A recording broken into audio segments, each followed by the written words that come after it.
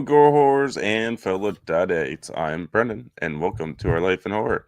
Sorry, I'm trying to charge my phone because I got to look up fun facts after we're all done this.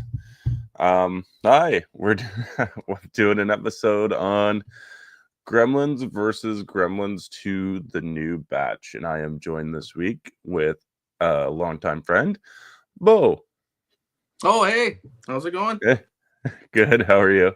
Good. It's been a busy day, so I'm just a little bit rushed right now, but I'm just starting to get the sweat off my head. And good to go.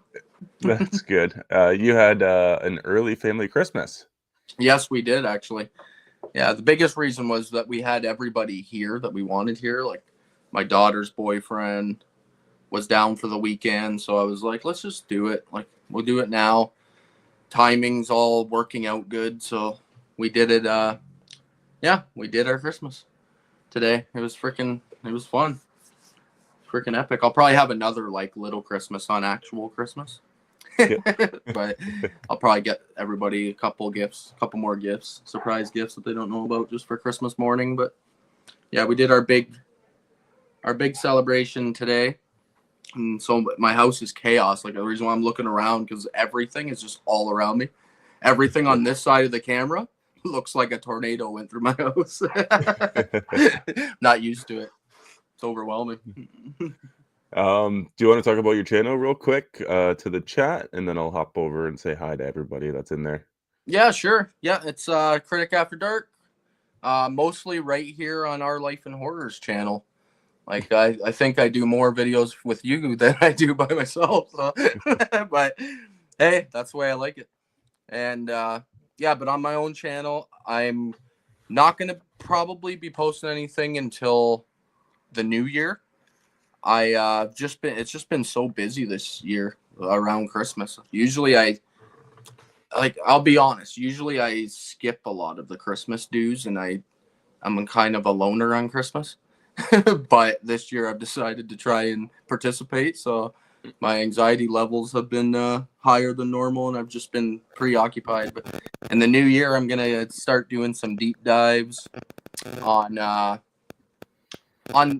history of movie studios, and I just want to do something new and fun, different. But I'm going to continue with the stuff I'm doing as well, like my 50 years of horror thing. But I'll increase output back to like 3 episodes a week and back to business. Perfect. Did your daughters get you some nice gifts? They did. I actually have a couple of them right here beside me as we speak, if you want me to show them quick. I do, because I saw them when they were getting them. I know. They told me that they ran into you. They didn't tell me until this morning. But Oh, okay. yeah, because they didn't want me to even know that they were at Cinema One. Yep. So this morning they were like, Brendan was there when we were picking these out in London, which is wild for people that don't know. London's about a 40-minute drive from where we live, all of us, Brendan and Sam and me. And my daughters went there with my one daughter's boyfriend to go Christmas shopping, and they just happened to be there at the exact same time that Brendan and Sam were there. So it's wild. But yeah, the first box set that I received is one that I had pre-ordered actually. It's the J Horror Rising Arrow collection. Oh, nice. It just came out about I want to say like 2 or 3 weeks ago. I had it pre-ordered, had to cancel it because I didn't have the money. I had to budget my money this time of year, and luckily I canceled my pre-order because I would have had 2 copies. But I've never seen any movie in that box set at all. So it's all mid-2000s Japanese horror movies. So I'm super pumped to deep dive into that. And then my daughter's boyfriend bought me the Hellraiser Quartet of Torment 4K collection. The one that has the really freaking nice like slip cover that slides out and Hellraiser's underneath, and then you slide it up and his bones are underneath that, and it's really freaking beautiful. Just an awesome box set.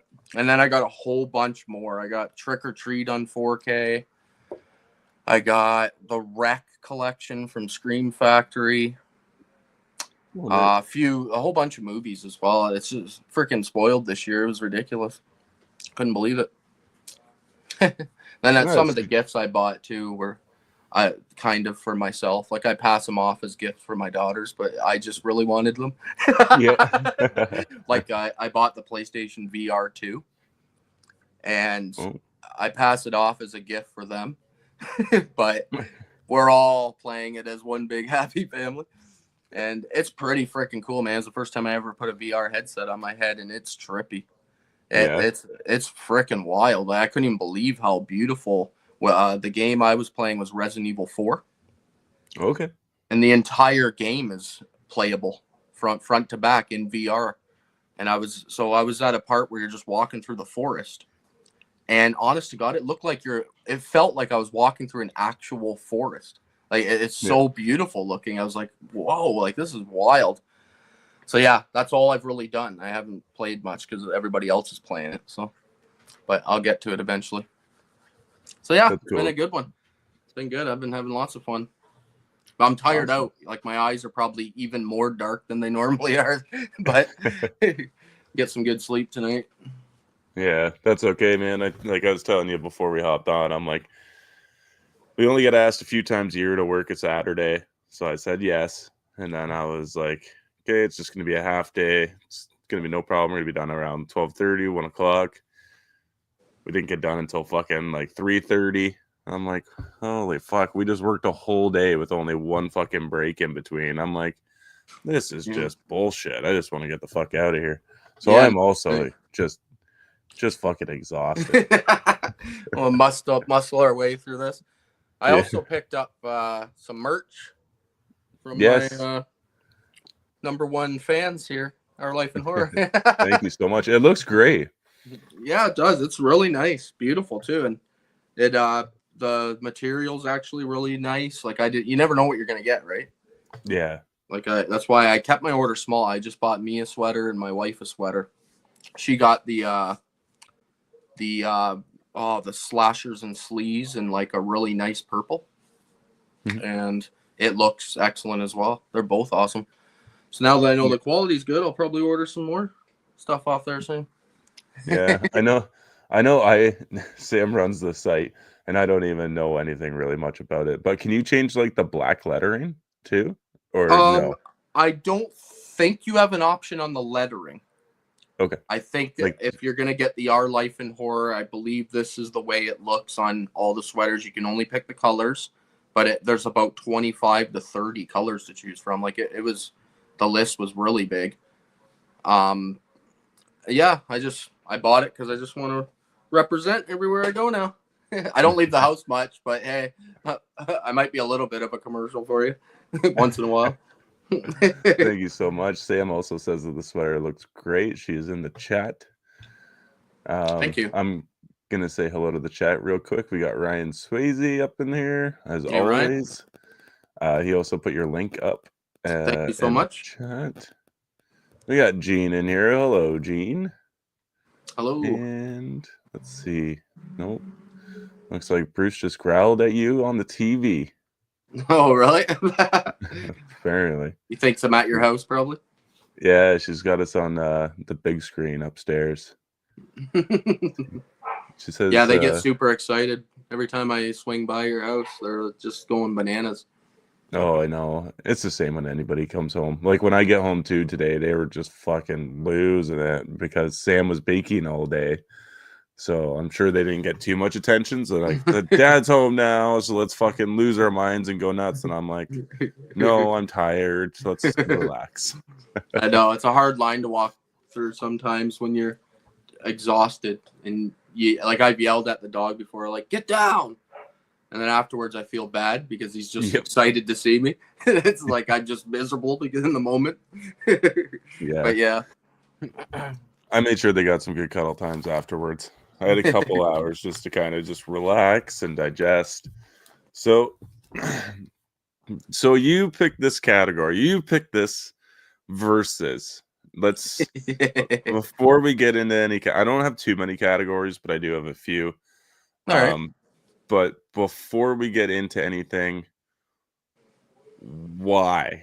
Why the verses for these two movies? Well, a couple reasons. The first Gremlins I've been watching since I was a child and like really young. I think I seen this probably like around the 6-year-old mark, I'm guessing would be the first time. I can't remember that long ago because I'm old as fuck now. So that was like decades ago at this point. But yeah, I've just been watching this religiously. This is one movie that I watch every year. Like I just watched it again today because like I was saying, I celebrated my Christmas early.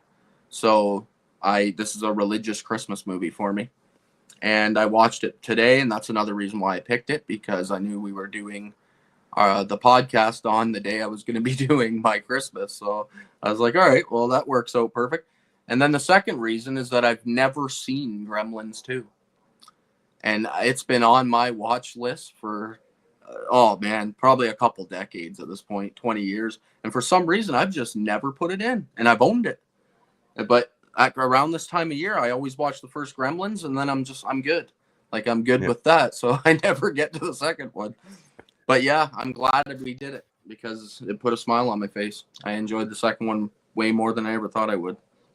Oh, okay. I was curious because I've actually seen the second one more than I've seen the first one. So I didn't start watching the first one up until like a few years ago. I saw it probably about 10 years ago, but I didn't watch it every year, kind of like I do now.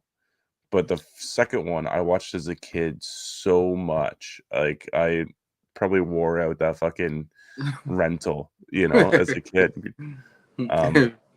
Yeah, and I can see why actually, because the second one, it plays more kid friendly because it's just tons of fun. Yep. The first one's tons of fun too, but it's more spread out the fun. It's slower. But Yep. so that makes sense. I'm gonna do a quick hello here. We got Bronson. What is going on? Hello. Gremlins came out the same day as Ghostbusters in 1984. Oh wow, same day. Jeez, that would have been that would have been a hard movie to choose which one to go to in the theater. Yeah, that would have been an ugly battle. Let's see. We got Noel in the chat. What's going on, dude? Hello. Craig's in here. Oh wow, Craig. What's going on, man? Let's see. Happy Saturday night. Gremlins #1 for me, but having Slayer's Angel of Death during the spider transformation helps to make it a close call. Nice. And we got Reign of Horror. I haven't seen you before. How's it going, man? Or Hello girl? there. I'm assuming maybe it's a girl. Spell Rain differently. Yeah. I know it's hard. I always do that too. I always say guys. And then I catch myself. Well, there are girls on here too. It's just us. But yeah. Oh, I know. So I'm gonna get into some facts here, and then we'll get into our categories that I picked out.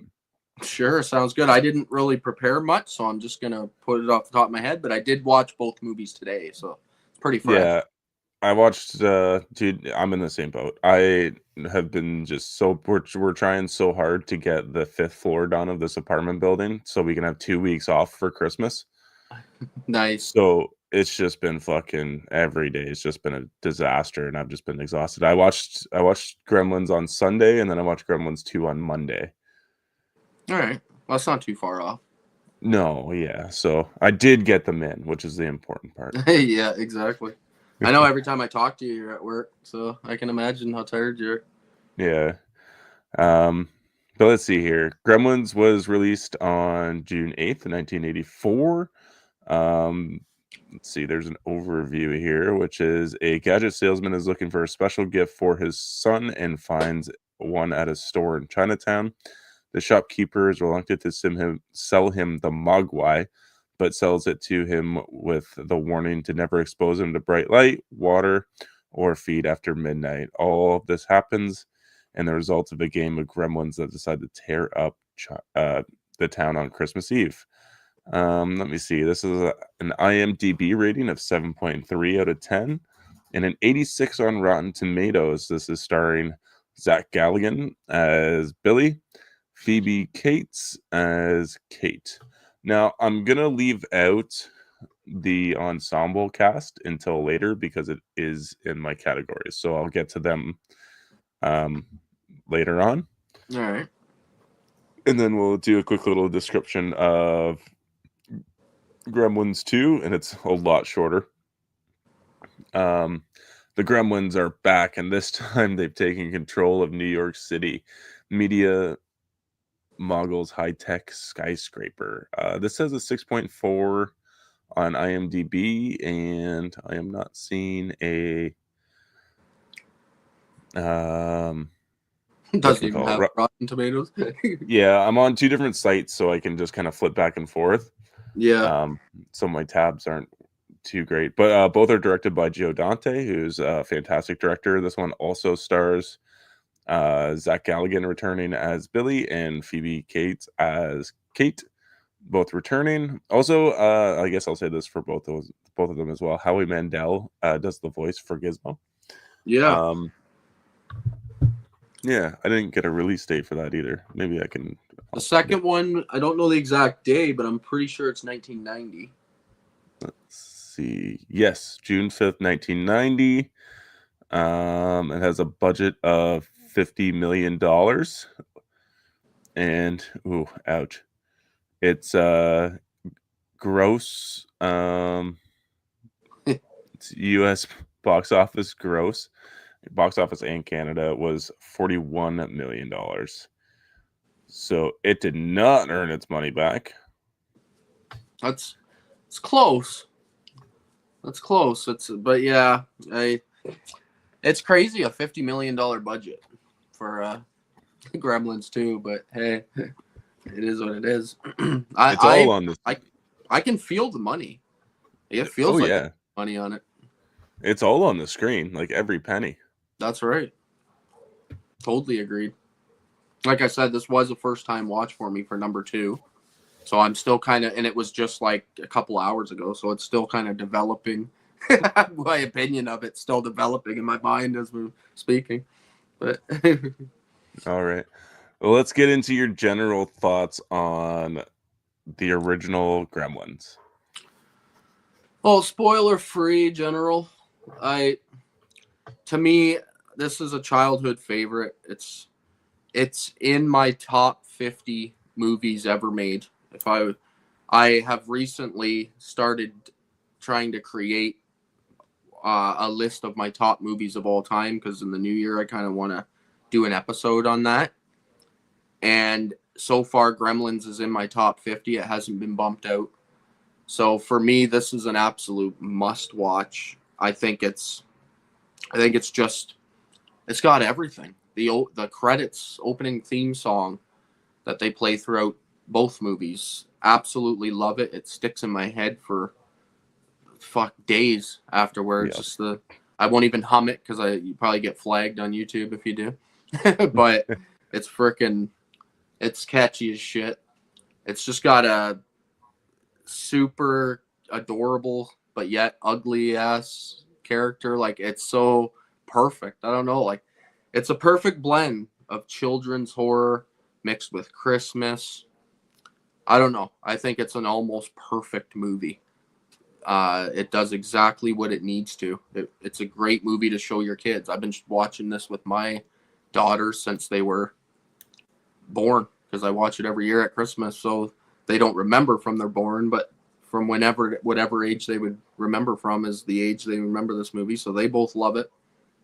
So yeah, perfect for me. I give this a 5 out of 5. Spoiler alert.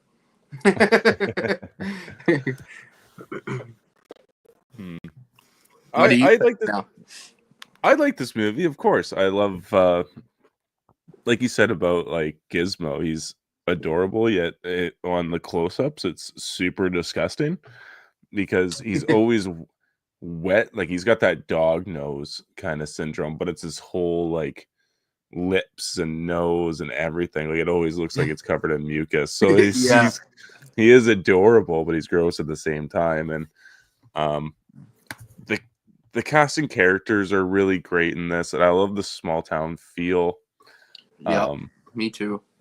It gives it those, like, you know, the Blob, or, you know, even like Jack Frost is also a small town kind of like, or Critters, or all those small town horror movies that I really enjoy. So it gets a lot of points for that, and the effects are just great as well. And the score, like you said, I was 2 days, took 2 days to get that fucking theme out of my I head. know, eh? That theme song's a fucker. It's been. I watched both the movies today, and all since then, it's just been like every 2 seconds, taking a piss, going to grab something from the fridge. It's just running through your head endlessly. Yeah. And I love that the first one's so like Christmassy. It's got a lot of great Christmas vibes. It's almost got like a apart from like the Gremlins, it's got like almost like a Scrooge type antagonist in the Yes, movie as well. exactly. Yep. So yeah, it just screams Christmas. All right. What What are don't you your like? what don't I like? Yeah, I don't even know what I don't like about it. I don't think maybe I just didn't watch it early enough. yeah. So it's just more like you just think it's a really good movie because you've watched it at an older age, probably. Yeah. Yeah. Yeah, But like, is the I have a lot of desire, movies like that too. yeah, like it looks great on the 4K. It Oh, looks, beautiful. Yeah.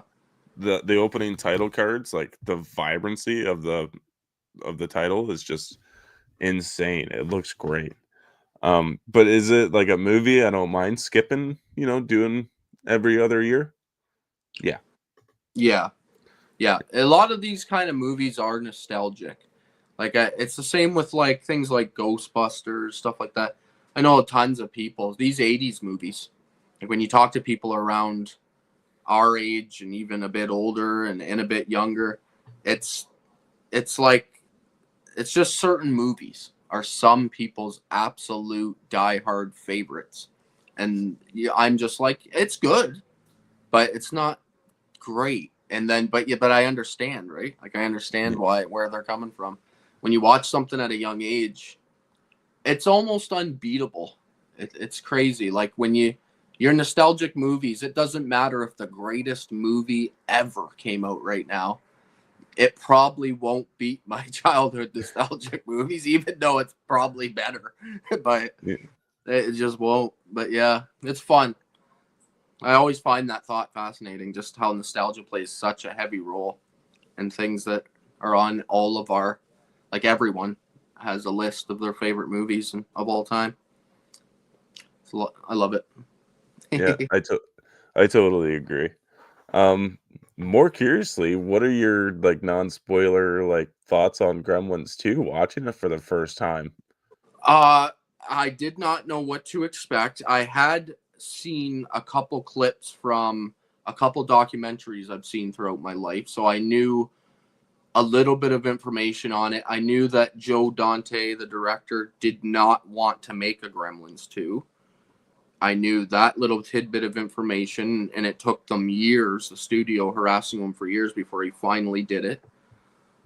And I knew that he asked for a big budget and asked to have no lid. Like he wants to do whatever the hell he wants to do in this movie. And the studio can't tell him shit. So I knew all that going in. And you can tell. Like it's he's just like Gremlins in every single like outfit and like just crazy. I freaking love.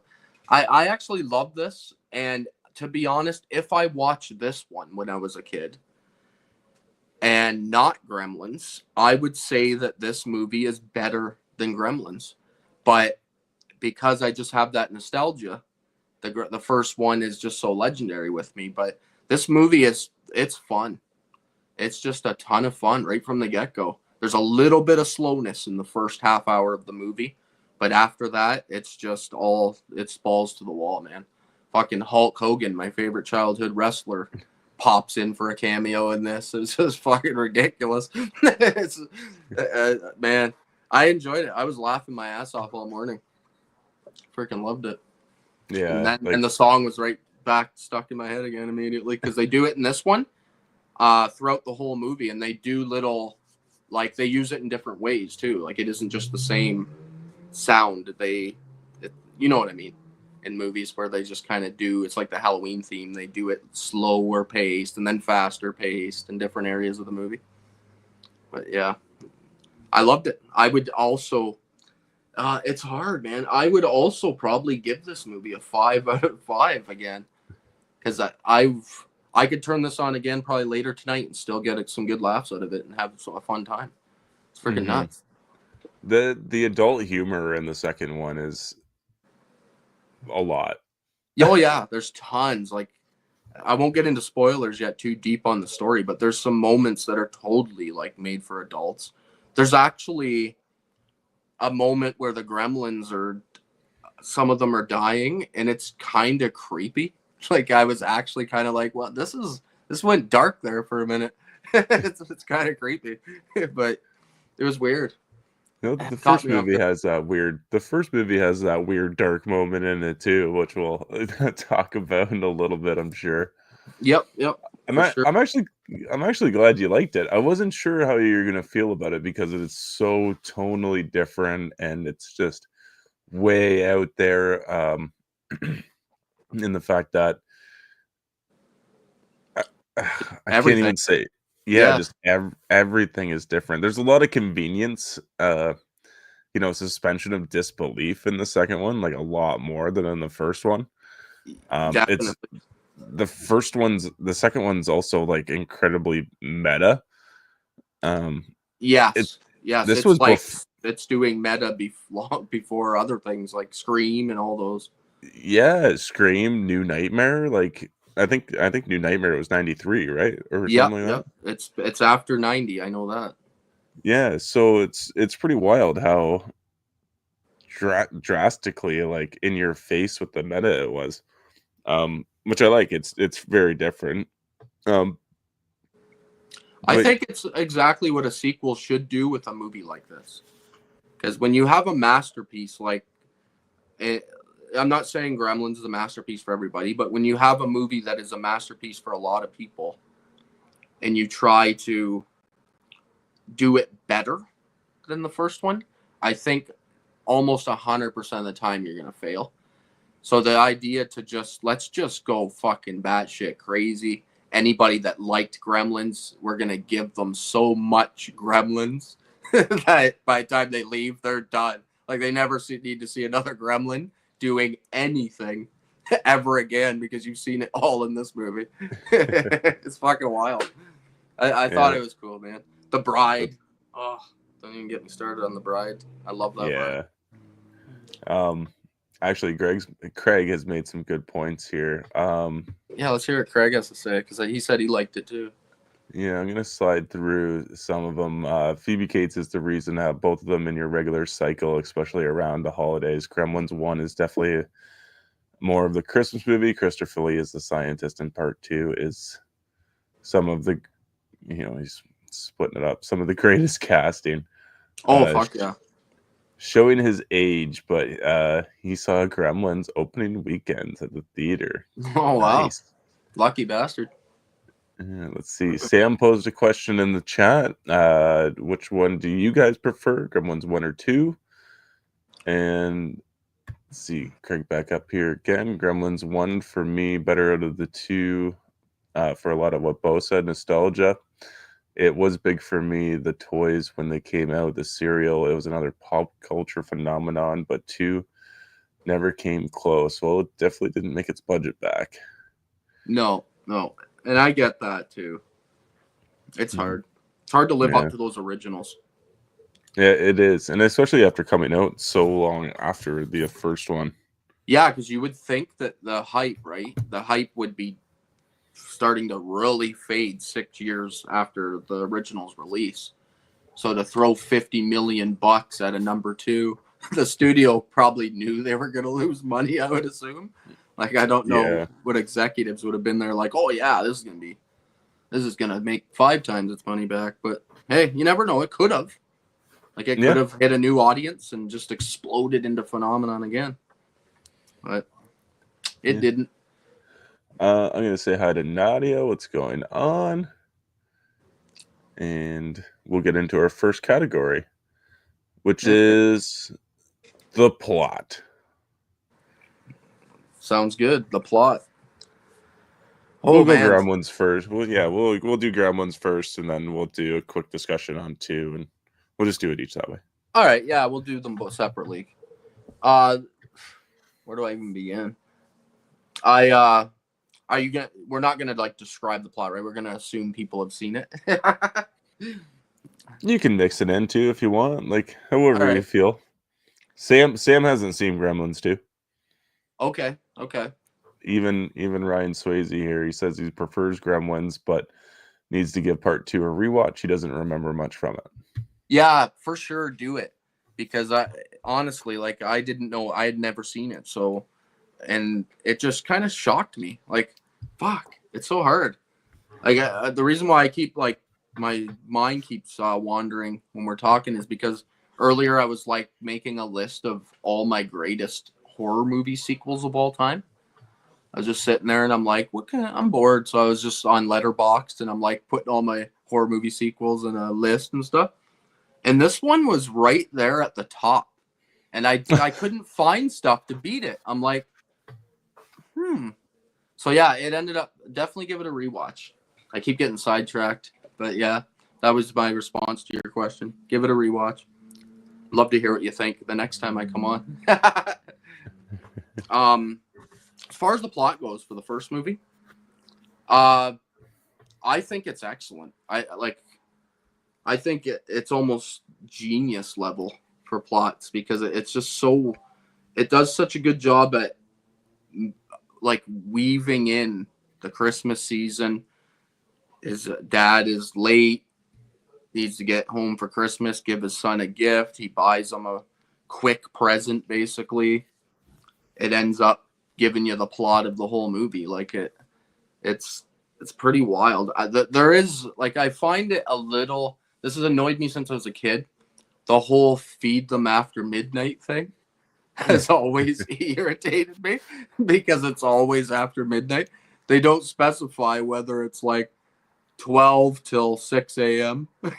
You know what I Yeah. mean? So it's just never feed them, I guess, is the actual answer. But that's since I was a little kid, I was always like, what's that mean? Like, don't feed them after midnight. And as I've gotten older, I haven't gotten any smarter, obviously, because I still haven't figured it out. you can say that about the don't get them wet either. Like the shop owner even says not even water. It's like, what does this creature survive? Like, how does he hydrate? Yeah, it just doesn't live. You can't eat or drink. He's like one of those fucking one of those like little cactus or whatever. He's a succulent. He just sucks in all the moisture from the air or something. He must be. He must be. Oh man, what do you have to say about some of the plot? It's a hard category because it's hard to talk about the whole movie without like ruining the ending and stuff. Oh yeah, we can talk about the ending and stuff. All I right, let's actually, jump all over. yeah, for sure. Like, I don't have the ending as a category. Like, I think the categories are pretty fairly basic, but I like the story. It's small, it's simple, like it's very straight to the point. Like you said about the 3 rules, which these 3 rules have been critiqued since this movie came out. Like the biggest ones Yeah. are Siskel and Ebert were giving this movie shit for these rules. I know when they were doing their video or their TV show. But like most of the side characters get like a resolve or some kind of um some uh, um something happened to them in some way, like the Scrooge type character we were talking about. But one character disappears from the movie and he is introduced and he has an extra scene as well, and then he just disappears from the movie. Or I did fall asleep for like a few minutes, so I don't know, maybe I missed it, but the the guy that's trying to get with Kate, the other banker, the guy that's talking about being the head banker, Yep, he's yep. from He's from Beverly Hills Cop. He plays one of the detectives in that movie. That's where I always know him Yeah, from. yeah, shit. He just disappears from the movie, and I thought he was gonna have like some kind of gremlin action going on, but nope. Yeah, they just kind of abandoned that plot line at a certain point and just go full on with the gremlin story. But who knows? Maybe they were thinking about like adding some deeper story, and then they were just like, nah, we'll just go keep it to gremlins only, I guess. Yeah, That's all I could really explain on that. it's so weird because he ends up becoming like a fairly well-known actor. Like he was in Beverly, I think he was in Fast Times at Richmond High too. Yeah, yeah. His As, name is Judge Reynolds, Judge Reynolds, I think, or something like that. I can't sounds good. remember. Sounds something like that. He's in a bunch of movies around that time. Yeah, like a lot of movies. Maybe But he yeah, was busy. Like maybe he was on a tight schedule when this movie was coming out, and he had to like abandon the project mid movie or something. So they just found something to do. Who knows? yeah, maybe. I was like waiting for somebody to like some gremlins to rip his apartment up or something like that because he talks about his apartment. He's like, I got this apartment, and now that I got this apartment, he can show off to Kate or whatever. I'm like, oh, maybe the gremlins are gonna rip it up and tear it to shreds since he was like talking about it so highly. And what a perfect way to end his storyline, right? But That would have that been awesome. does, yeah, something like that just doesn't happen. I think the dad is definitely like kind of one of my favorite characters in the story because he's just so much fun and I love the inventions that he creates. Yeah, it's quite crazy. He is a lot of fun. And I like the timeline as well for this because it takes like 2 days after the gremlins introduced for this whole town to go to shit. Oh, it's fast.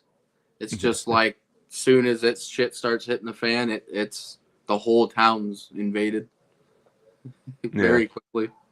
Yeah. I wish that there was like I don't think we ever see what happens to even in both movies. We don't ever get to see what happens in both. The gremlins when they hit sunlight. Do they just explode? Is that a thing? Um, God, I've seen this movie 1,000 times and I've never even thought about that. I don't. I don't think they just explode off sunlight. Maybe. I don't know. I don't even think I've ever even noticed. Oh man, I don't know. I could not tell you. Yeah, Don't. see, I don't know either because I don't think anything happens. And this is a plot issue with Gremlins too, right off the smash of um right the smash of the movie when the building is being torn down and it's like daytime because of course they're demolishing the building. You don't want to do that at night. Yeah. Grem Gizmo walks out into an alleyway during the day and is like just walking around, no problem. I'm like, there's no shadow on him. What's going on? Yeah, the beginning of Gremlins 2 kind of it threw me off a little bit. Like when I first seen him coming out into the alleyway, even like the CG there is a little bit wonky compared to today's standards. Still looks good for back then, but today's standards looks a little bit shitty. And I was thinking to myself, oh no, like this movie's gonna be just a CG fest and it's gonna look terrible all throughout the whole thing. And it ends up not doing that, which is awesome. But yeah, him in the alleyway, I I don't know. I honest to God, I've been watching this movie since I was a kid, and I don't think I've ever thought about it enough to like be able to tell you whether or not the sunlight thing is a real thing. I don't know We might because have it an isn't answer. in the second movie. Might have an answer. Sam says maybe he had an invisible cloak. Maybe.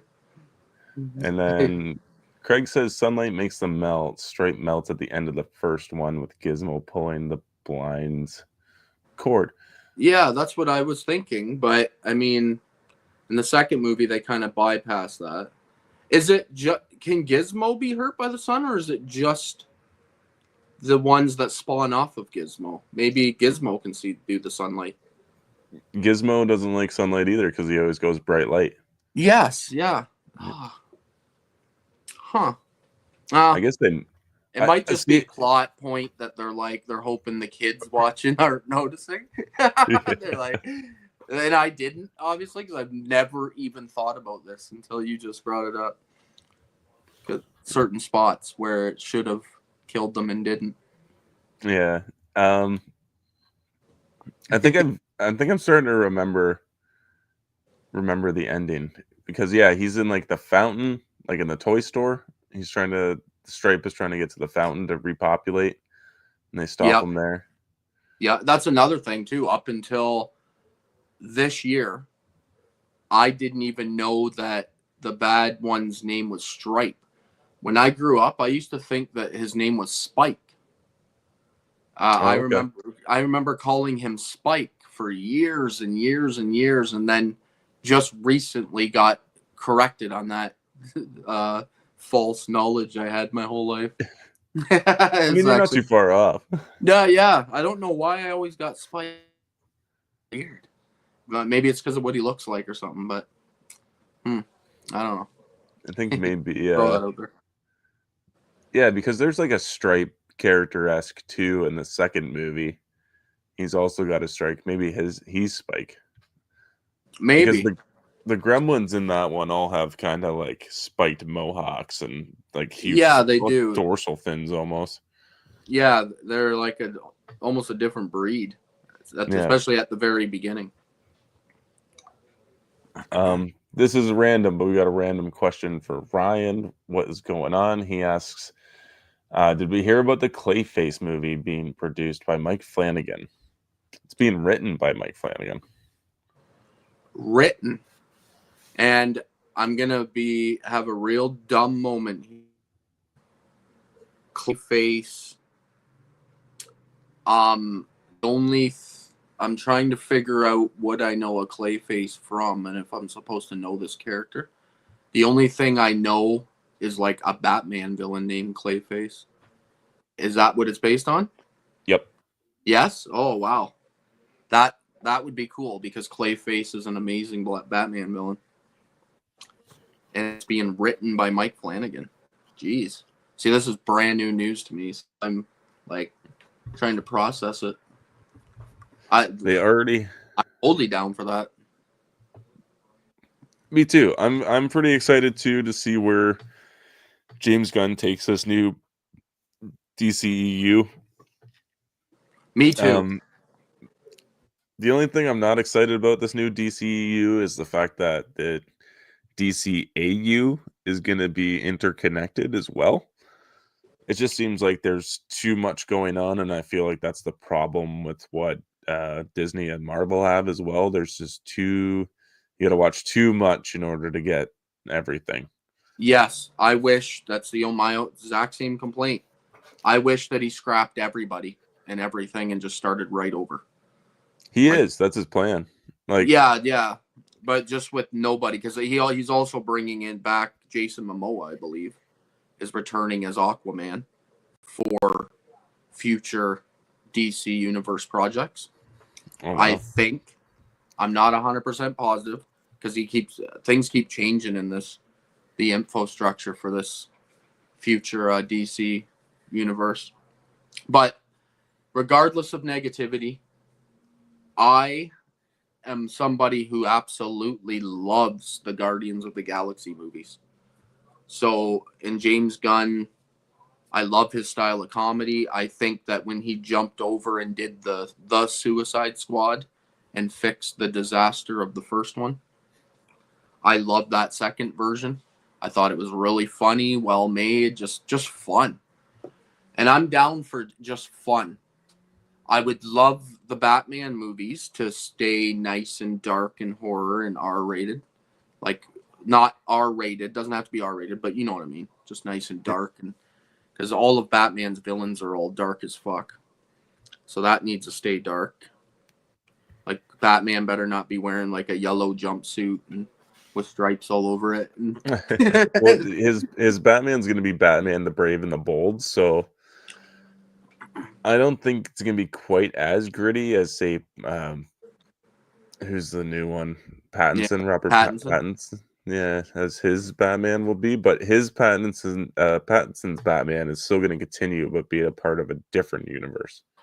Yes, that's fine. I love that too. I'm looking forward to Batman too. You just get me started on DC Universe. We're gonna be here for 3 hours. I'm a huge DC fanboy.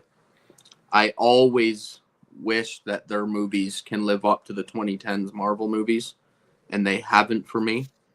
I think that Marvel blows them out of the water so far, so I'm hoping that they can fix this and just start right over and deliver. I like what the guy looks like that's playing Superman in the upcoming Superman movie. I think he looks good. Good looking Clark Kent.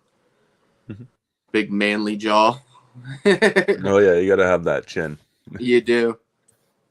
He almost looks exactly like Henry Cavill, to be honest.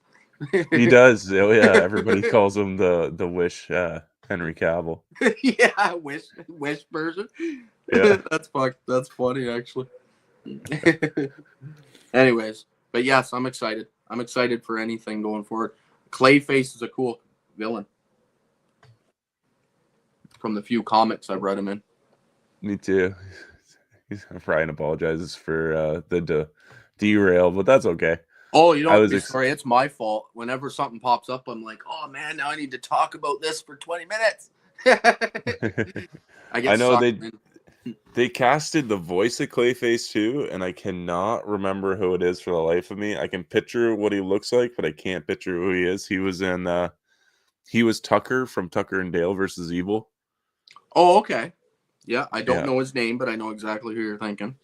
Yeah, I know him from that, and I know him from Dodgeball. He plays Captain Steve. Oh yeah, that's right. Yeah, he kind of has like dark under eyes, like Mm-hmm. like me. But yeah. All right. Well, I guess we'll get back into some categories. I got tones. Sure. I got tone. A tone of the first movie versus the second movie. That's an easy one. Like the tone of the first movie is just very simplistic, like you said. Like they're just keeping it fresh. Just no one has seen this storyline before, so they're just giving you the basic of everything when you're comparing it to the second movie. And then the second movie is just, we'll throw everything at you. We will stick a gremlin in every single costume that was ever created. We'll have them on talk shows. We'll do everything. So the tone is totally different in both movies. Well, I shouldn't say totally. Like the first one does have that fun childhood comedy aspect to it as well. So they're not totally different. They're just two different kinds of movies. One is like one I would show to somebody like my children when I did and tell them how good this movie is. Like just it's such a well-made movie. And then I would tell my children when we're watching the second one that don't expect this movie to be that good, but expect to have a really good time, which is, I don't know if that makes sense. It does, of course.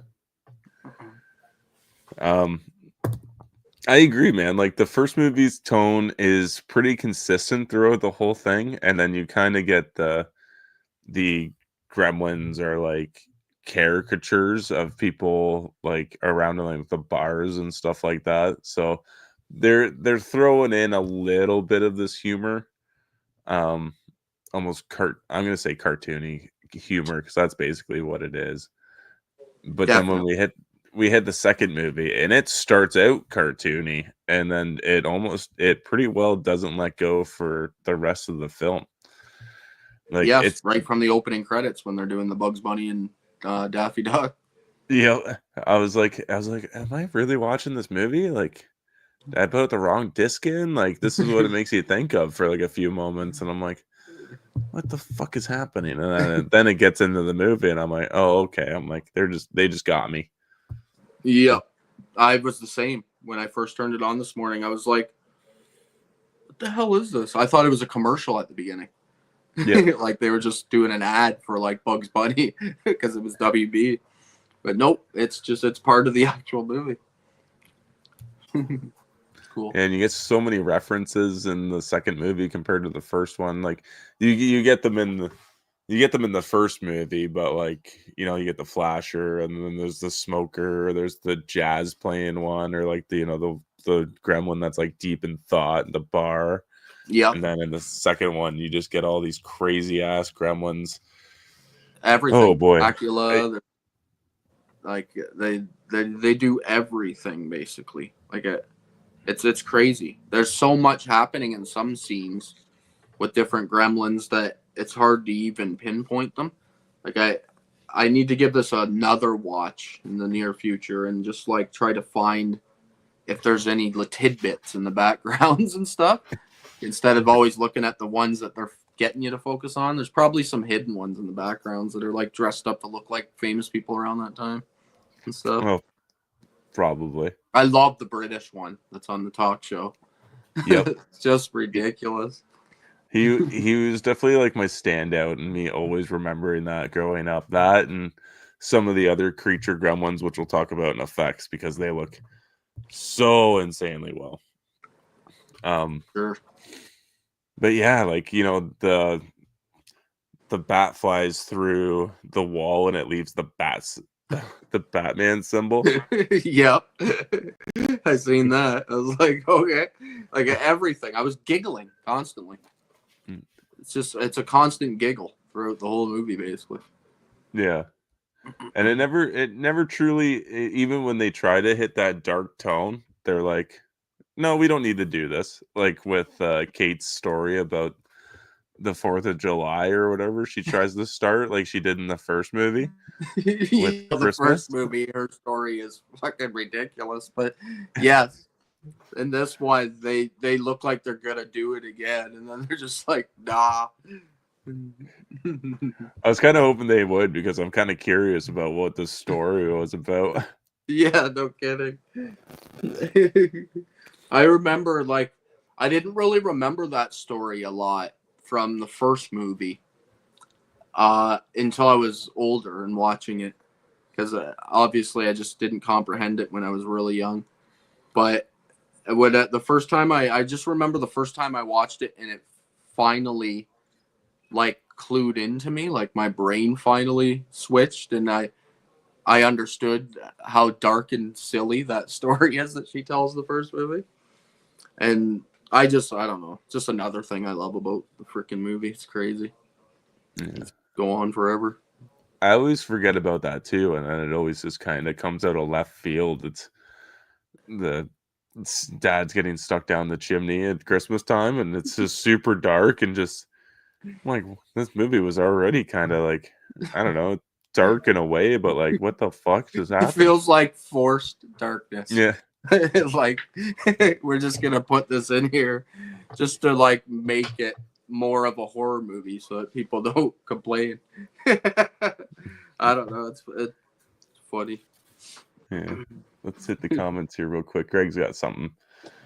Not sure if this is an urban legend, but anybody remember that it was originally supposed to be rated R, more horror scenes. I mean, in the first one, the sword was supposed to be taken off the wall by Stripe, and takes the mom's head off and bounces down the stairs to the feet of the dog. Huh. I don't know that, actually. What you're saying right now, I did not know. So I couldn't answer whether it was supposed to be rated R, but it would have been funny if it was, to see how much different it would have been remembered if they went too R rated. If it would have just been lost in the massive onslaught of horrors 80s movies that there is, or became its legendary status like it has today, it'd be interesting. It's a cool thought. You can just look at Critters.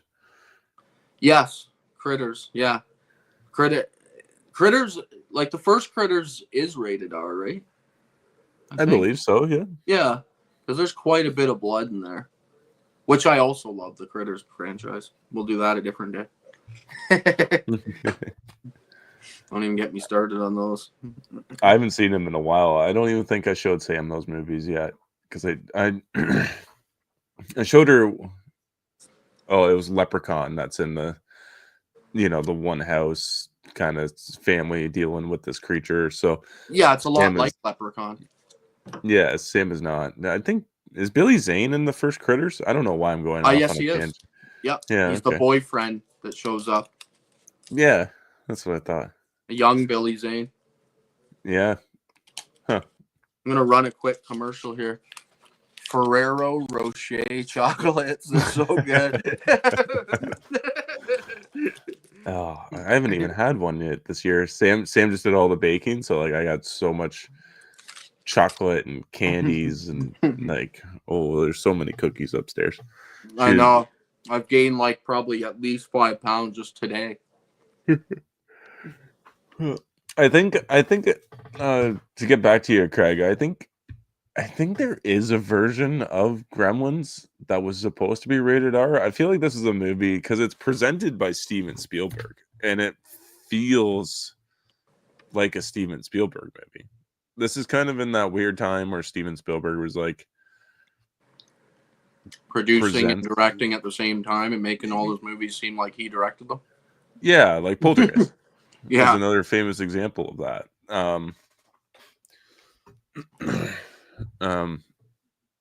Yeah, I can see that in him looking at the original, like, what's coming back and being like, we should almost like turn this into like E.T. basically. Have that same kind of vibe, feel where you think it's the creature and then it turns out to be more friendly, or having Gizmo be the cute little hero at the end of the movie. It's like Steven Spielberg's stamp is all over this movie just as well as it was in Spielberg and Poltergeist. Sorry. Yeah. And I've seen a lot of interviews with Joe Dante about it too, and he's never mentioned that he had any push or nothing. He's always talked about like good things about the first one. So I don't know if Spielberg had a lot to do with it, but you are correct though. It always feels like these Spielberg produced movies, it feels like he directs them too. It's really weird. Like Poltergeist is the same thing. It seems like, I know that's a side story that we could talk about for 2 hours, but it seems more like a Spielberg movie than a Tobe Hooper movie, Poltergeist. Same with this, but Joe Dante does a lot of good horror movies I love, so this is just another one on the list. Yeah, I also love The Howling. Yeah, I haven't seen that one in a long time. I almost picked it up on 4K actually, but I did not. Actually, quick side note. I learned this. Sorry, I did pick that up on 4K. I'm pretty sure I watched that on 4K. Can't remember, damn it. But Scream Factory. Quick side note though, someone brought up Christopher Lee earlier in this. I have heard Dante talk about how Christopher Lee did this role for him in Gremlins 2 because he was ashamed of himself for taking the role in The Howling 2. Okay. So apparently, it's in one of these documentaries. There's so many of these horror documentaries, I can't remember. But somebody in one of them was saying, Joe Dante himself actually, was saying that The Howling 2 was a piece of absolute shit. Joe Dante, this is his mouth, not mine. I've never seen Howling 2, but he said it was such a piece of shit, and Christopher Lee was in that movie. And he said that after the movie came out, Christopher Lee called Joe Dante and personally apologized to him for taking the role in Howling 2. So Joe Dante hit up Christopher Lee and said, hey, come do this Gremlins 2 with me because you took that shitty role in Howling 2. So you owe me. Kind of thing. Some kind of like storyline there. I just always thought that was funny. fucking apologizing for being in a movie that kind of, I guess it ruins the first Howling. I don't know. I haven't seen the second one, but I haven't seen it either. I do own it on a double pack DVD. I think who just put that out? And somebody just Vinegar. put it out. Vinegar. Yeah. Yeah, I was gonna pick it up when I was at that last show, but I was like, I don't think so. And then I was looking at it yesterday, and I was like, oh, do I just get both of them? But I'm like, that's gonna be well over $100 for just 2 movies, and I'm like, Two. I know. I just don't feel like it. I know it's hard. It's hard for us Canadians. Americans don't understand how much it costs up here for movies. I know. And even during our tax break, movies aren't taxed, or they are taxed, so we still get fucked. It would have been nice. I went to the grocery store and got some like ready to eat food. No tax on it. It was just exactly the price that was on the price tag. I'm like, this is sweet. Yeah, I know, eh? I know. I ate out tonight, actually. And I went and grabbed some fast food before this started. And it came to the actual price that it's supposed to be. And I thought they made a mistake. I forgot about this no tax thing. I was like, that's weird. My meal only came to that much. How's going on here? Yeah. Let's see. Sam got a notification from Amazon today that the food online is not taxed now either. Nice. I don't know why you'd be ordering. Sorry. Fuck's sakes, I keep getting derailed. Hey, who cares? It's fun. It's a horror hangout / Gremlin. Yeah.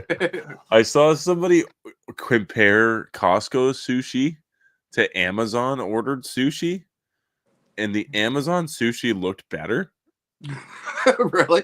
Yeah, like they were like talking about the marbling and the fucking fish meat and all this other stuff, and I'm like, no way, like come on. And yeah, they were side by side photos, everything looked better. I'm like, maybe I'll try that one day, but that's wild. That's something I've never had is sushi. Not once. Oh, I love sushi. Yeah. Do you have any recommendations to order if you're a first time eater and you're not into really fishy tasting things? Sure. Well, you can get sushi rolls that are like with chicken. Oh, can you? So like, yeah, you can get like chicken teriyaki. You can do salmon teriyaki rolls, which tastes more like teriyaki than it does salmon, but yeah, not as strong of a fish. Yeah, but I don't think tuna's too strong of a raw fish. No, it isn't. Tuna's one of my favorites. I like halibut. I like all the whiter fishes that aren't super fishy tasting. See, I'm more than the fishy kind of area. Yeah, like I like mackerel, and mackerel's a very fishy fish. You could also do like you could just get like sashimi. So sashimi is like just like the little fish fillet. Okay. Just by itself, not on any rice or anything like that. Yeah, just grab it by itself. Yeah, and you can just like have one of each, and then see if I like it. Go from there. Yeah. Sam says there's also like shrimp and crab. You could get 2 in rolls as well. Okay, I like both shrimp and crab. Okay, yeah. Then you can do like California rolls. You can do those spicy or non-spicy. Sam says there's avocado rolls as well. Then she says we are making her hungry. She's I know. I'm thinking the same thing. Oh no, let's get back to Gremlins before I get hungry. I'm eating chocolates galore here. She's going up there. I think I can hear her. She's definitely in the fridge already. Yeah, she's grabbing one of the leftover chicken strips from dinner. Sorry, Craig, we missed your goodbye. Goodbye, buddy. Hope you have a good night. Yeah, thanks for joining. She just yelled something at me. I didn't hear what she said. Thought I saw somebody else enter the chat, and I thought I missed it. Dark Room Reviews, hello. Sorry. Hello there. we're talking about food all of a sudden. We're supposed to be talking about Gremlins. Hey, it goes hand in hand. Don't feed us after midnight either. Yes. Oh, I was right. Sam is grabbing some chicken fingers. All right, well, let's get into the effects, the practical and visual effects of these movies. Phenomenal. I'd say that like if you're just giving it an overall score before getting deep on certain spots, I think it's excellent work. Especially in the first one coming from 1984 when everything's practical. It's so freaking well made, like the way his eyes are moving up in the close-up shots, and it's so cool. Sorry, I'm gonna let you go for a second because I decided to put a chocolate in my mouth right as you asked me that question, and now I'm eating and talking at the same time. Yeah. I'm not gonna lie, I kind of think the effects are better in the second movie. Yeah. There's a lot of variation in the second movie, and I almost think I think Gizmo is more commercial looking. Like he doesn't have that like grossness to him in the second movie, and he almost looks more cuddlier in that one. Totally, I agree with that 100%. And I know you're talking about too, like you were saying about the alleyway scenes with him walking, and I know what you're talking about, how it looks just a little bit off, tiny bit. But I still think it looks good. I don't think it takes me out too much, but I did notice it as well. I agree. It didn't take me out at all. I was just like, uh-oh, I hope the whole movie isn't like that. Yeah. That's the first thing I'm seeing, really, right? Because on first watching, I didn't know what's coming. But to be honest, other than that, like the rest of the movie's fucking perfect. Excellent in some spots. Mm-hmm. Right? Like I love the effects of the bat gremlin, the vegetable gremlin. We have the spider gremlin. The spider gremlin I want in my house. Like, oh man, me too. So as soon as I seen that, I was like, how much do I have to pay to get that fucking thing in here? A lot. I can imagine. They did make one. So NECA made one as a 1-to-1. And my buddy Matt from Surreal Studios doesn't own one, but he has a friend that owns one and says that it is so big that he had to hang it suspended above his on his ceiling because he couldn't put it anywhere in the house because it is so big. Oh my goodness. That would be cool. I wouldn't have anywhere to put it, but it would be cool to have. Jeez. Yeah. I was always wondering if they were going to do that for like the bat one and maybe consider getting that one because I do love the design of the bat. Yep. Me too. That one was cool. Caught me off guard. I didn't know it was coming. Yeah. And then there's what else? We get the goofy little lightning gremlin as well. Yep. There's got to mention the female gremlin in the second movie. Yeah. It's freaking ridiculous. So ridiculous and uncomfortable. It is uncomfortable because they're trying to make her so sexual, and it's like, yes, oh man. Especially leading up to the ending scene of the second movie, which you said we're fine to talk about. But yeah, that freaking final scene with the guy, like when he's up a few floors up and they can't come save him yet, and it cuts to him, and then he's stuck up there with the female gremlin, and she's in her wedding gown. And when it cuts to his face and he starts smiling, I was really fucking uncomfortable at that point because I thought it was gonna end with him being like, no, one of those funny scenes where he's being killed or something or kissed to death or something. But no, he's actually into it, and so they're doing it up on the floors somewhere in that building. I know.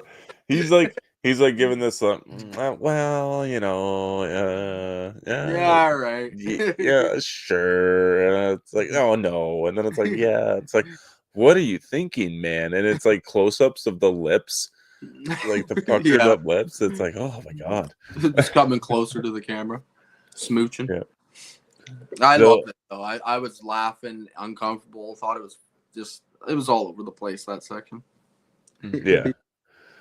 But in my personal, like, I think, see, there's like one effect in the first movie that's not great, and that's the effect where they're all walking down the street when they first emerge from the pool. Yeah. You can like, tell that they're struggling to figure out how to get that scene to work for sure. Yeah, but other than that, like, I don't think there's a bad effect in that movie. No, I don't either, to be honest. Like, they're both well made in the fucking effects department, and to be honest, it's cutting edge for the time. Like, when you compare it to other movies that are coming out around these times, it's all like practical effects have a certain look to them. You know that close-up shots are being done for specific reasons because there's a guy standing there holding the puppetries and stuff, so they can't be in frame of the camera. So you got to understand those scenes, but they're sellable. Like, it's actually believable that the Gremlins are alive in both the movies. It doesn't look like an absolute cheese fest, which it could have been. It could have just been like full on cheesy, and I probably still would have loved it, but still, effects department deserves a 5 out of 5 in my opinion. They did a great job. Yeah, no, I agree. I guess we don't really need to talk too much about the score. I think the score is like better in the first one. I don't really notice it as much in the sequel. Yeah, the sequel's more just here and there. It's like faintly in the background kind of thing. Yeah, but you get that full theme throughout the whole movie in the first one. Yes. Constantly in your face. Every time it cuts to like a scene that's going to be building up a section of the movie, it plays that theme. Yeah, yeah. It's cool. And score. Like, we talked about the score already. It's one of the selling points, in my opinion. I think that a good score is almost, it can make or break movies. Not make or break, but it can almost be the only thing good in a movie. And the movie itself can be propelled to be liked much more than it should have been, if you know what I mean. Yep. Like, there's just some movies where all it needs is a good score, and it's on like a different level just because of that alone. And not saying these movies are that, but if you took out a lot of the special effects and this movie was a little shittier made and everything, is if you still had that awesome score, it probably still would have got legendary status and been known as one of the great 80s movies, I'm guessing. Just based on the score alone. Yeah. I can't remember who did the score. He did the score for both movies as well. I think sure. Fuck, can't remember either. I know Rick Baker was in on the special effects. Rick Baker was a big name special effects guy back then. The score? I think I'd know this on a movie I said I've watched like probably 50 to 100 times. I honestly, I have this thing. Some of my all-time favorite movies that I've seen, like the most of all the movies that I've seen, I never really deep dive into the knowledge and history of those movies. I don't know what it is, but I do. I have more deep knowledge on things that I don't love that much than I do on the things that I absolutely love for some reason. And I think it's because I never felt the need to ever deep dive. I don't know what it is. Like, I've just always been sold on the movie, I guess, so I never felt the need to have to look into it too much. It's weird. I don't know what it is, but I find myself thinking that all the time. Even when I'm on my own channel and I'm talking about a movie that I have seen 1,000 times, I always go a little blank on those ones when I'm trying to talk. And then movies I've never seen, I'm always like, blah, blah, blah, blah, blah, blah. I got fucking a million things to say about them. So weird.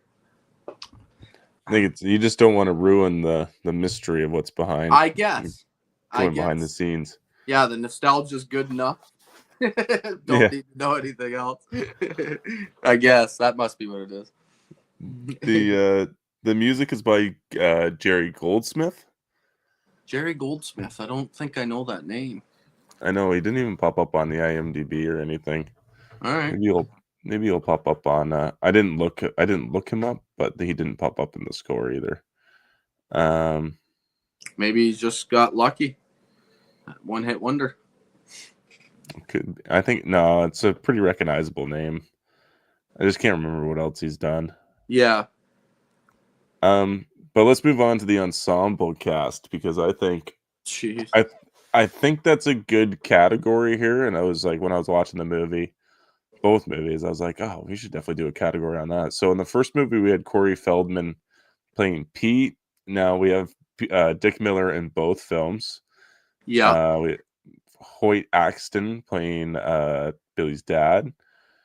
Yep. Excellent job.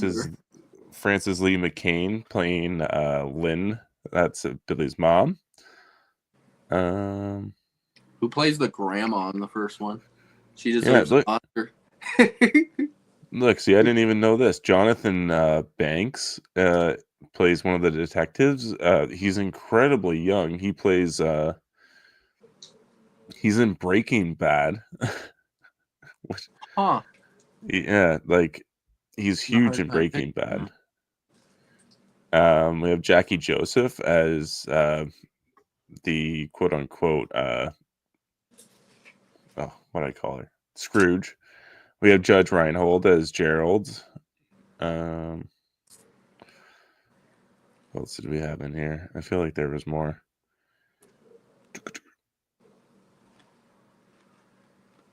Not seeing anybody else that is recognizable. Oh, we had Richard Carlson as Dr. Research.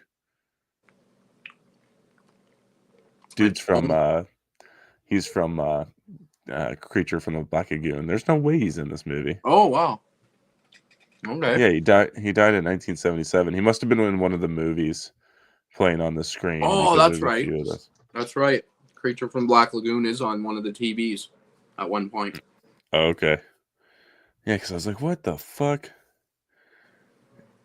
Okay, so that's the second movie. Okay, they kind of intermingled the cast of the second movie and the first movie together. But the ensemble cast for the first movie, what are your thoughts? Like you said already, I think the dad is excellent. He's just got that, like, I don't know, that persona about him, that where you just like his character, just the way he's acting. It's weird. I think everybody does a great job. The lead guy, oh, what the hell was his actor's name? You just said it and I can't remember. Zach Galligan? Yes. He has a few moments where I'm like, oh, that's a bit cheesy, but at the same time, it kind of goes with the theme of the movie a bit. Like it's hard. I understand why he's acting that way because he's responding to little creatures, so it comes off as like bad almost, but yet it's not. It's weird. I'm just nitpicking at this point. I'm trying to find things I hate or don't like a little bit, but I really don't about both of them, but really about this first one. I think that everybody does great jobs in their roles, even all the critters are doing great jobs in their roles. See, I love Zach Galligan in the first movie. Like just his like quirky nerdiness, I guess is the word. I don't know. I'd say like he's like a shy, good kid, you know? Yeah, like, yeah. He's like a Boy Scout almost, I would say, like Boy Scout level. Yes, exactly. Yeah, very Boy Scouty.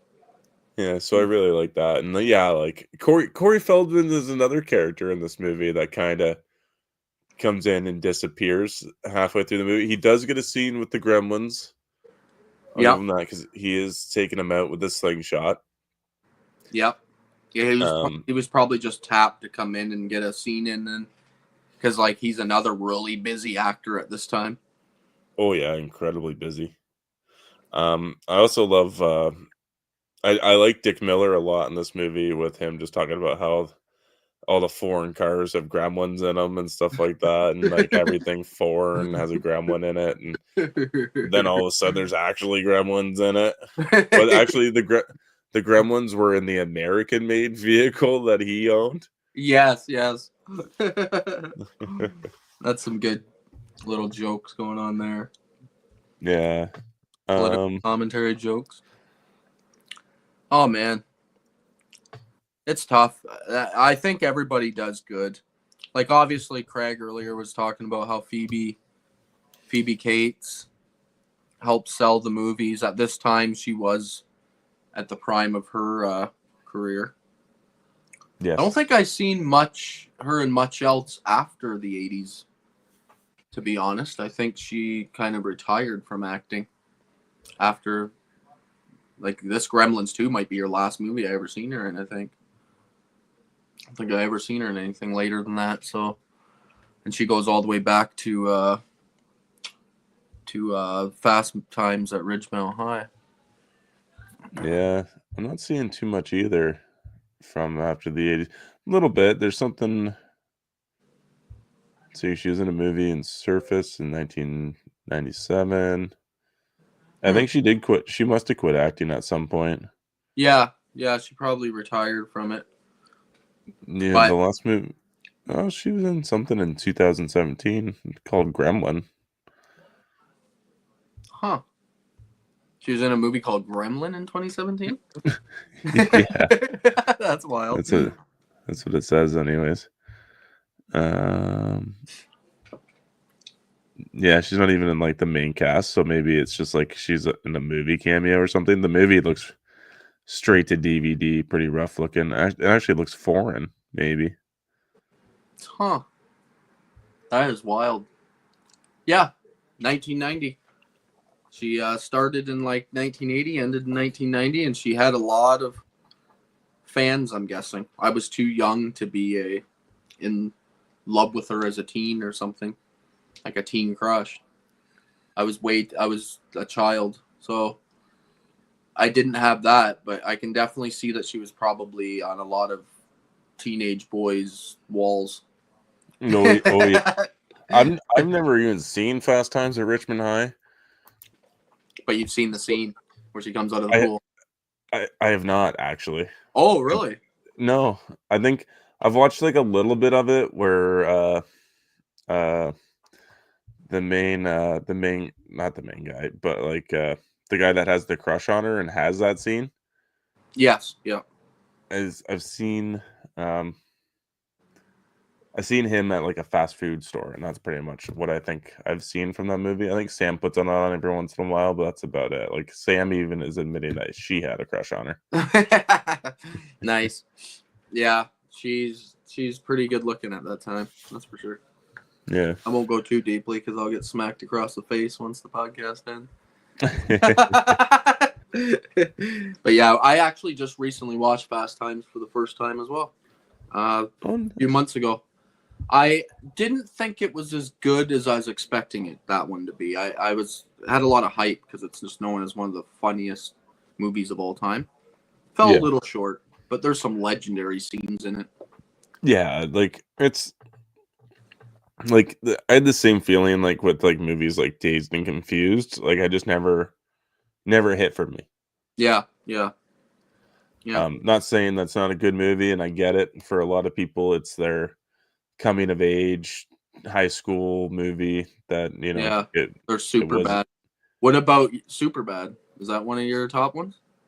Yeah, Super Bad for me is probably like higher up there. Yeah, me too. I love that one too. Yeah, and I think it's just a product of the time that we grew up in, and yeah, it is. It's all about when you decided that. It's hard to explain. It's when you matured in your movie watching. Like when you went from one level to a different level. It's a hard thing to explain. I'd say with like humor wise and exploring like more sexuality for those like comedies, because like I don't know, my I was always into like the hardcore horror, but like there was never like there's always the sex scene, but the sex scenes are all pretty basic. And then Yes. when you get to super bad, they're talking about like the Jonah Hill's like obsessed with drawing like dicks in all Dicks. kinds of I different know. ways and stuff like that. And it's like, what the fuck is all this about? Yeah, no, I'm just trying to keep my mouth shut because we'll get into a whole episode on Superbad now. I'm so bad at doing these episodes where we're trying to stick to one thing. My brain I, just travels over. Oh, Superbad. Let's get into McLovin and all that crazy shit. yeah, I know. And Sam's not here to keep us under control. I know, eh? Usually she's here with the paper, just making sure we go by the books, keeping me on track. Okay, so Gremlins 2, we'll get into the supporting cast.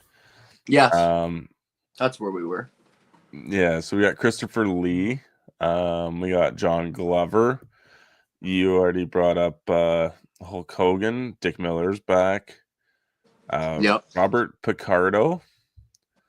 And if you didn't catch this cameo, it was really quick. And he's Leonard Maltin is in this as well. He was the film critic. Oh yeah, yeah. Where is he? He's super. Raymond Cruz is also in this movie. He's incredibly young Raymond Cruz. If nobody knows who he is, he plays Tuco. Is it Tuco in Breaking Bad?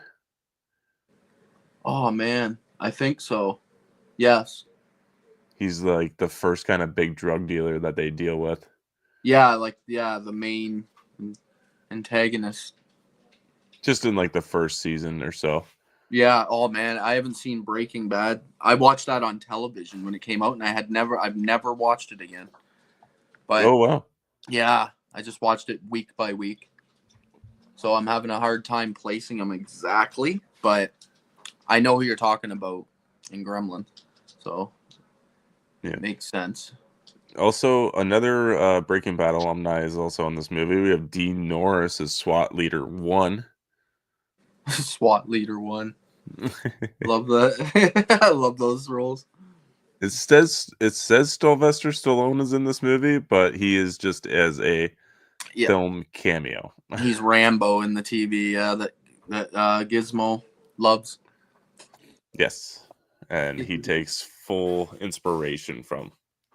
Yes. Yeah, he's even wearing the red bandana at one point. Oh man, where do I start with this ensemble cast? First off, I think this. This is hard to say. I actually like the supporting cast better in this movie than in the first one, just because I'm a huge Christopher Lee fan. I've not my entire life, just recently I've been deep diving into his classic stuff, and he's growing on me big time. I also love John Glover. I think he's such a just fun presence in everything I've seen him in. From this to like, I love him as Lionel Luthor in Smallville. I think he's just such a he's a fucking prick, but he does it in such a nice guy way all the time. In every movie he's in, he also does it in the movie Scrooged. He plays the asshole in that movie too, but he's not really an asshole. It's weird. He walks this fine line. But yeah, I actually enjoy this cast more than in the first movie, just because it's all over the freaking place. But it's weird. It's a hard one. Like I said, I just watched it, so it's just kind of fresh. All my thoughts are really fresh. They haven't really settled yet. But I don't know. What do you think? I think I like the cast in this movie, in Gremlins 2 better. Yes. Because I think they're all like just so over the top. Like you said, like I love John Glover in this movie. Me too. Freaking awesome. Because at the beginning of the movie, you think he's like just some prick because he Yes, sends the Chinese guy a videotape of himself being like, "I'm gonna buy your shop for basic, like this much money, and we're gonna demo this little piece of shit." exactly. And And then cuts to the Chinaman, the Chinese guy's dead. yeah, I'm just saying, like, okay, this guy probably just killed him. but then you get to like meet, like get more from him throughout the whole movie, and you realize he's not really that bad of a guy. It's just he's got all these big ideas, and unfortunately, he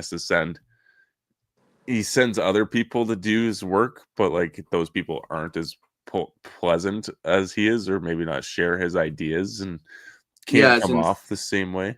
yeah, that's right. He doesn't share. They don't share his enthusiasm. So when he's explaining the idea, it's like, yeah, I'll get on board with that. But when his minions are explaining it, it's like, oh, this guy's like scummy piece of shit. Yeah, I totally hear yes. you there. So I love it. Like Christopher Lee, I think Christopher Lee this time watching it around, it almost felt like a paycheck to him, like watching him act in it. Definitely, it I was. I was like, oh, like when the bat gremlin like is flying up in the air and you see him like kind of reacting to it. He's not reacting to it nearly as much as the twins were. Nope. No, you can tell he's definitely phoning this in. It's just Yes. like, yeah, okay, I'll do you a favor. And I think it goes with what that story I told at the beginning where he was just doing Joe Dante a favor.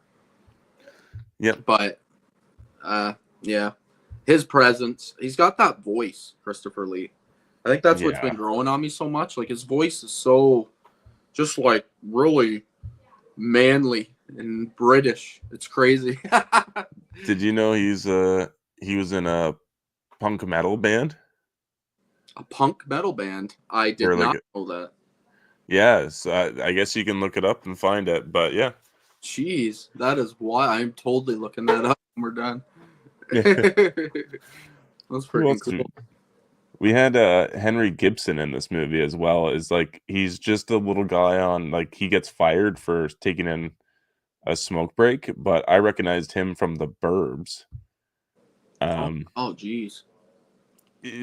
Blink and you'll miss him because he's just in one of the security cameras, and they're like, "Oh, unauthorized break, you're fired. Go get your stuff. You have 1 hour." And I'm Just like, one quick little cameo. "Yeah," and I'm like, "I know that guy from somewhere." And for some reason, I thought he was from whatchamacallit, Fright Night. I thought he played Peter Vincent, Mm, but it's not him hmm. because I was just looking it up. That's cool.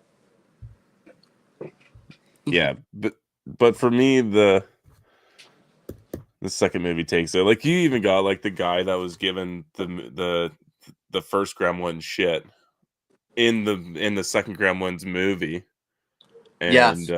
yeah, which is fun. I love that. I love that he was able to come on board and get on with that, and it was a good scene. Yeah, yeah. I know. I'm really hard, like I said, because the first one I got so much nostalgia with. It's hard for me because this one was so damn good too that I don't even know if I like it more, which is I'm stuck in this conundrum. As soon as I came on here, I knew that like the main focus is which movie's better, and it's hard. I honestly I don't know. Like this one was so fun that I could throw it on again, like I said, and probably have a good laugh and find some new stuff in it that I didn't see the first time. Because even some of the things you've been saying, I didn't even notice because it was a first time watch, so I'm only like catching the main shit, eh? Yeah, But but yeah, I this might end up beating the original Gremlins for me one day. Who knows? It's freaking crazy. that'll be wild. Yes, I. What do you? I want actually. I know we're jumping to the conclusions, but which one do you actually think? Which you like number two better, right? Because you grew up with it. I don't know. I think now that I'm older, I don't see that much of appeal for it. Yeah, I I like the designs of the Gremlins, and I like the laboratory mixing and stuff like that. Like I think that's all pretty cool, but I don't think it holds that much substantially to me. And I think they almost had like a something going there with the relationship between Billy and Kate, because their relationship for the first time to Kate is on the rocks, and Billy doesn't see it that way because he's an oblivious young man. He Yes. doesn't see it because this is the first time like somebody of power or a woman is coming into his life that has more to offer financially than what Yeah. she does. So, and that never gets resolved either. There's just, we're gonna have a talk later, and that's gonna be the end of that. Yeah, they just write Um, that story out quick too. yeah, like they deal kind of with the redhead a little bit, but it never truly goes anywhere really either. No, no. Everybody, Yes. everybody does. Everybody does get their happy ending by the end of the movie, but that also feels kind of like fairy tale fucking aspect of it. Yeah, that's true. I would agree with you there that like the first one, like what you're getting at is that the second one just has less feeling. Like I feel like the first movies got more feelings in it. Like I don't know, like it just feels more of like the second one is super fun and just batshit crazy, and the first one's more like heartfelt. It's weird. It's odd, man. They're two different beasts, They which are, is which is which is cool. weird. It's cool, but it's weird too because you would expect almost, I don't know, like a hardcore comedy was not the direction I was expecting it to take. No, me neither. I did not know it was just going to be like comedy, comedy, comedy, comedy. Like I'm just laughing constantly. Yeah, so it almost would have been cool to see it go like a darker route. Like there's always talks of a new Gremlins 3 coming out, but like there's never been one, and then we get Gremlins, or yeah, it's Gremlins Secret of the Mogwai, right? There's a little animated TV show that came out, Yep, I'm pretty sure I've heard of that. I think you're correct which on that. which I never watched. That came I me out like neither. a couple years ago, I think. And yeah, I just never got around to that. Like I'd almost like to see like a darker take on this franchise. Yeah, let's get a freaking third one. Someone get out there and make it. Yeah, like Let's go I don't horror, know. like really dark.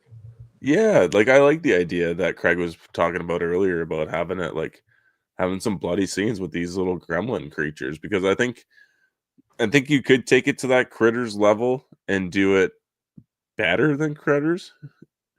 Yeah, probably because you'd have the budget, right? Like this, you the Critters is a much lower budget franchise, so you would have the money to work with. So you'd probably be able to do whatever you'd like. To be honest, it'd be interesting. I would be there. If they announced a new Gremlins movie, I'd be at the theater day one for that one. Oh, for sure, me too.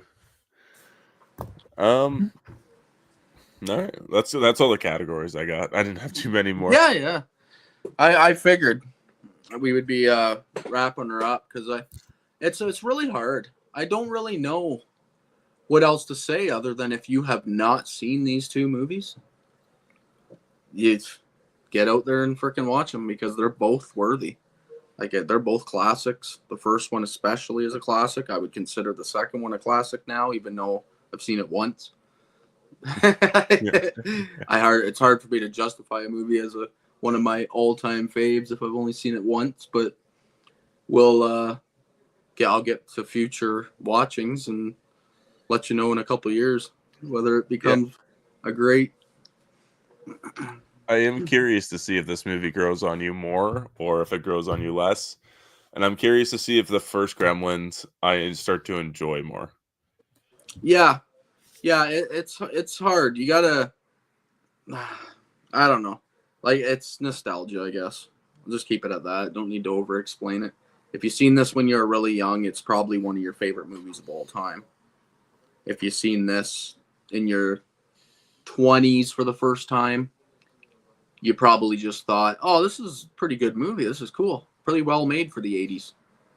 And then that's probably about as much as it goes. That's weird. It's a hard one, but Yeah. if you're into 80s horror, this is a must see. You got to see it. I yeah, I absolutely agree with that. Even if you're just like into cool effects, this is probably a video that you want to try to take notes on and try to figure out how they were able to create this. Oh, for sure. Yes, guys, a lot of fucking work went into these effects. Like these guys are, like the detail just in the Gremlins themselves. Like this isn't a computer graphic. This is people sitting down and actually making these to move in the movie. Like it's phenomenal shit. Yeah. Like I don't know The how couple- Gizmo wasn't even bigger than he was. Like I don't even think I had a Gizmo when I was a kid. Yeah. I never had one either. I got a little stuff. There's a stuffed one up there. Yeah, yeah, I've seen that. Yeah. Yeah, my buddy Matt from Surreal Studios did a few Gremlins. He did a line of Gremlins for a little bit. Fuck, they look good. Oh, I can imagine like the details in their faces and stuff, right? Oh yeah, and he made it so they always look like their little mouths are wet. Yeah, So they have that grossness. But he based his designs off the Gremlins 2 designs. yeah, that one has more to choose from. It makes more sense because you got everything to choose from. In that Yeah, one. like he was talking about the last time I was talking to him about it. He was gonna just start them up again maybe and do them like because the way he had the last ones done, they were just like posed and you couldn't move them. So now he wanted to make it so you can move them all over the place and pose them in different ones. So That's cool. I will buy them. I will buy at least one off you. I would love to have one. I don't think I have, other than a couple Funko Pops. I don't think I have any cool Gremlins memorabilia. Actually, I do have a mask, but it's just like a cheap plastic mask. It's not like heavy duty or nothing. yeah, I should have just put got it on for this episode. Wasn't thinking. Should have just had a moment where I bent down and then came back up and I was wearing the Gremlins mask. yeah. That would have been pretty Think funny. about that. Yeah. Yeah, I just like as much as I don't have a lot, there's a lot out there. It's just I think I just got the little plushie thing over there, and I just got like my little Gremlins cap. That's cool. And I know you that's guys got like the greatest collection of cups and glasses and mugs I've ever seen in my life. It's pretty phenomenal. Spirit Halloween, man. They got it all every year. I told Sam we might have to take it. I told Sam we might have to start taking it easy on the coffee mugs because like we're out of room for coffee mugs now. Yeah, it's hard. I know you guys gave me a few because you just didn't have space left anymore. Yeah. Now you started my addiction. You gave me a couple. You guys bought me a couple Killer Clowns ones. I have over there, and then you gave me a set of all the like slasher killers, all the best ones. They're over here. Yeah, I got a few. Nothing major. I try to stay away from the collect. Like I get addicted to collecting things, so I try to just keep it to one or two things at a time. It's brutal. Yeah. Sam's on the mug. She has been so like now she's on Christmas mugs. So like we got like an abominable snowman. There's a gingerbread one. What else? There's a festive as fuck one. Can't remember. She's got something else too. But yeah, she's all about the collecting mugs. Nice. Yeah, I like it because they're reasonable too. Like they're not something where it's like a massive investment. Yeah. You can collect mugs and it's doable. Yeah. There's nothing worse than starting a collection and then you can only get one item every like 8 months or something because they're just so expensive. Yeah, then there'd be no point in it. I know. Those ones drive me nuts. All right, dude. Yeah, man, we should wrap her up. Yeah. I think we've been going for what? About an hour and 45 minutes or so? Yeah. I know. I get so sidetracked. It's so hard. I haven't done an episode, just me and you, in a long time. So, and I remember back when you first used to have me on your podcast where it wasn't on YouTube. Whenever you had me on, it'd go like 2.5 hours and we'd just be still rambling. Yeah. That's the fun in it, though. I know. I have tons of fun. I love it. But let us know. Let everybody know where they can find you. I'm gonna put your link up in the chat or on the screen here for anybody to come and click on it. Yeah. If there's anybody here now that wasn't at the beginning, I am right here on YouTube as Critic After Dark. Ryan put my link here in the description, and I basically just showcase off new release stuff, old movies, stuff I've seen as I'm watching them. I just get on here and talk about them, give my quick thoughts on movies as I just watch them so that they're super fresh on my mind, and showcase off the packaging. I so far I've only dealt in physical media, stuff I've owned. If I start doing some major lists in the future, I might have to go off of just things I own because I don't own everything, which is a shame. I wish I owned Yeah. everything, but I don't. But yeah, that's it. That's it. Just having fun, shooting the shit and talking movies. Awesome. And guys, I'm trying to think. Sam reminded me before I came on, but I think we're doing a top 10, 15 horror comedies on Wednesday with Flet Loves Movies and Music. Fingers Yep. crossed I nailed that. And I don't think we have anything planned for the following week, which would be Christmas too. We're talking about maybe doing a maybe a live on a random Christmas horror movie. But we haven't discussed any further than that. So thanks everybody for sticking around with us for this versus. It means so much to us. Yeah, and everybody remember to stay spooky. Ooh.